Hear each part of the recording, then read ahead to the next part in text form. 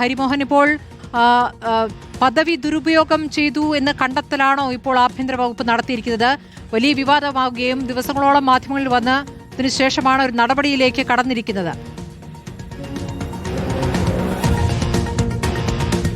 സ്മൃതി, Palakkad S പിയുടെ report പൂർണ്ണമായിട്ടും ശരിവെക്കുകയാണ് സംസ്ഥാന പോലീസ് മേധാവിയും ആഭ്യന്തര വകുപ്പും എന്നുള്ളതാണ് പ്രധാനപ്പെട്ട കാര്യം. അതായത് ഉമേഷിനെതിരായിട്ടുള്ള കണ്ടെത്തലുകൾ എന്ന് പറഞ്ഞാൽ കസ്റ്റഡിയിൽ എടുത്തിട്ടുള്ള സ്ത്രീയെ ലൈംഗികമായി പീഡിപ്പിക്കുകയും പിന്നീട് കേസെടുക്കാതെ വിട്ടയക്കുകയും ചെയ്തിട്ടുള്ള പ്രവൃത്തി അതൊന്ന്.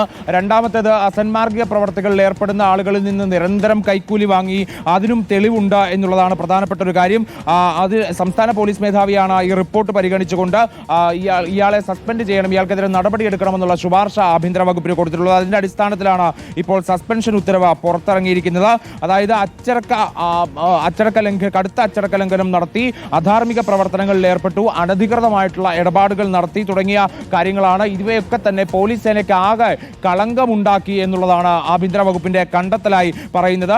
സർക്കാർ ഈ റിപ്പോർട്ട് പൂർണ്ണമായിട്ടും പരിശോധിച്ചു. അതിനകത്ത് കൃത്യമായി അധികാര ദുർവിനിയോഗം നടത്തുകയും ഒപ്പം തന്നെ അച്ചടക്ക ലംഘനം നടത്തുകയും ഒക്കെ ചെയ്തു എന്നുള്ളതിന്റെ കൃത്യമായ തെളിവുകളുണ്ട്. പ്രഥമ ദൃഷ്ട്യാ ഇതൊക്കെ തന്നെ നടപടിയെടുക്കാൻ കാരണമാണ് എന്ന് ചൂണ്ടിക്കാണിച്ചുകൊണ്ടാണ് ഇത്തരത്തിലൊരു നടപടിയിലേക്ക് പോയത് എന്നുള്ളതാണ്.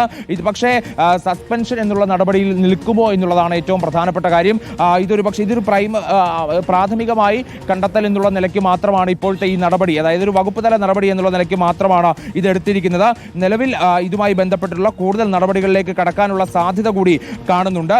അതായത് സംസ്ഥാന പോലീസ് മേധാവി ഇതുമായി ബന്ധപ്പെട്ടുകൊണ്ട് ഇതിൽ കൂടുതൽ അന്വേഷണം നടത്തണം എന്നുള്ള ഒരു നിർദ്ദേശം കൂടി, ഒരു ശുപാർശ കൂടി ആഭ്യന്തര വകുപ്പിന് നൽകിയിട്ടുണ്ട്. അതിന്റെ അടിസ്ഥാനത്തിൽ ഒരു സമിതിയെ രൂപീകരിച്ചുകൊണ്ട്, പോലീസ് സേനയിലെ തന്നെ ഒരു സമിതിയെ രൂപീകരിച്ചുകൊണ്ട് കൂടുതൽ അന്വേഷണം നടത്തുകയും ഒരുപക്ഷെ സർവീസിൽ നിന്ന് പുറത്താക്കാനുള്ള സാധ്യത കൂടി ഇതിപ്പോൾ നിലവിൽ കാണുന്നുണ്ടോ എന്നുള്ളതാണ്. അത്രത്തോളം ഗുരുതരമായിട്ടുള്ള കുറ്റകൃത്യങ്ങളാണ് ഉമേഷ് നടത്തിയിട്ടുള്ളത് എന്നുള്ള റിപ്പോർട്ടാണ് പാലക്കാട് എസ് പി നൽകിയതും.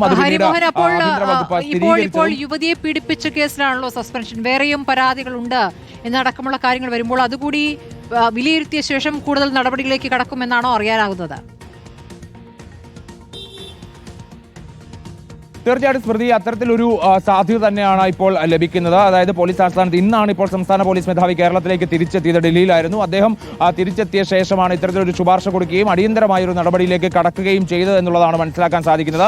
അദ്ദേഹം ഇപ്പോൾ ആഭ്യന്തര വകുപ്പിന് മുമ്പിൽ വെച്ചിട്ടുള്ള ഒരു ശുപാർശ എന്ന് പറയുന്നത് സേനയിൽ തന്നെയുള്ള ഉന്നത ഉദ്യോഗസ്ഥരുടെ ഒരു പാനൽ ഇതുമായി ബന്ധപ്പെട്ടുകൊണ്ട് ഒരു അന്വേഷണം നടത്തണം, ആ അന്വേഷണത്തിന്റെ ഭാഗമായിക്കൊണ്ട് കൂടുതൽ നടപടികളിലേക്ക് കടക്കാവുന്നതാണ് എന്നുള്ളൊരു ശുപാർശ സംസ്ഥാന പോലീസ് മേധാവി ആഭ്യന്തര വകുപ്പിന് നൽകിയിട്ടുണ്ട്.